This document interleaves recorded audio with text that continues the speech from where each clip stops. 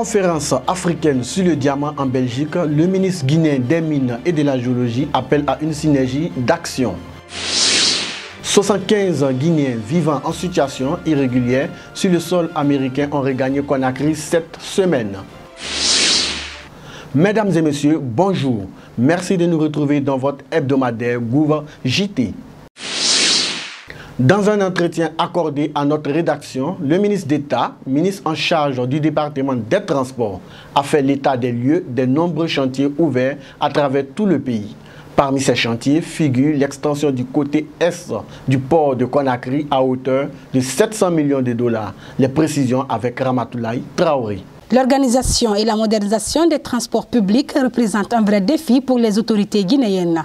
Dans le secteur portuaire qui constitue l'un des poumons de l'économie du pays, les projets se succèdent et au fil des années, les prouesses sont visibles. L'importance de la rentrée à Conakry par les eaux n'est plus à démontrer.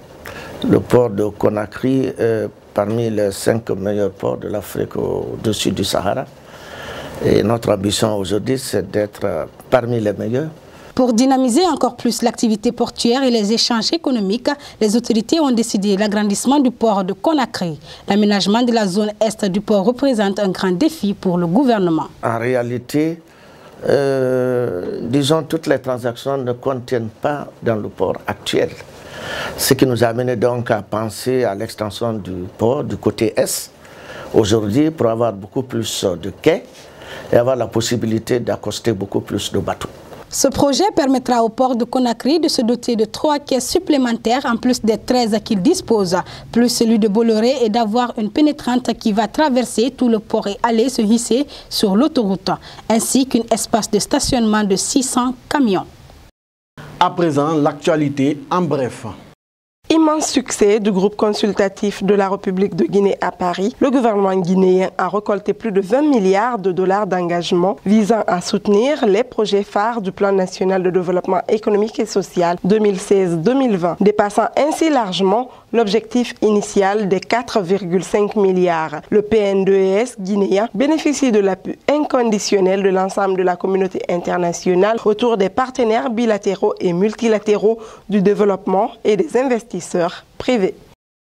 Le secteur du diamant occupe une place prépondérante dans les économies de plusieurs pays africains. C'est dans ce cadre que la Guinée a pris part à la conférence africaine sur le diamant qui a eu lieu cette semaine en Belgique. Pour le ministre des Mines et de la Géologie, l'économie des pays africains producteurs de diamants fait face à la concurrence déloyale des pierres synthétiques qui mettent en péril la survie de l'industrie du diamant et en particulier en Afrique. C'est pourquoi Abdoulaye Magasouba invite ses pairs à s'unir dans une synergie d'action afin d'atténuer leur impact, car plus de la moitié des diamants bruts sur le marché mondial provient du continent africain. Une mission du département de la sécurité intérieure américaine a été reçue en début de semaine par le ministre des Affaires étrangères et des Guinéens de l'étranger. Le chef de la mission a transmis les félicitations du département américain pour l'esprit de coopération qui prévaut désormais dans le traitement des dossiers des Guinéens vivant en situation irrégulière sur le sol américain. Il a par ailleurs informé le ministre du retour de 75 personnes. Pour sa part, le ministre a saisi l'occasion pour réitérer l'engagement du gouvernement à coopérer avec les autorités américaines dans la perspective d'une levée rapide de la restriction de visa unilatérale imposée par le gouvernement américain.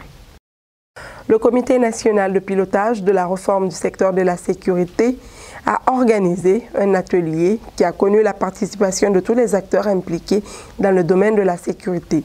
L'objectif de cet atelier visait à outiller les acteurs des services déconcentrés sur l'utilisation et la gestion des textes d'application de la loi portant sur le maintien de l'ordre public et les textes d'application. La Guinée était représentée du 6 au 13 novembre 2017 à la 4e réunion technique de la zone de libre-échange continentale qui s'est tenue au Nigeria. Cette réunion visait à finaliser la rédaction des différents textes dont le projet d'accord portant création de la zone de libre-échange continentale, le protocole sur le commerce des marchandises et ses annexes sur les règles d'origine, la coopération douanière, la facilitation du commerce et le transit. C'est tout pour ce numéro hebdomadaire Gouv JT réalisé par toute l'équipe de la cellule de communication du gouvernement. Merci de nous avoir suivis et à la semaine prochaine pour un nouveau tour d'horizon de l'actualité gouvernementale.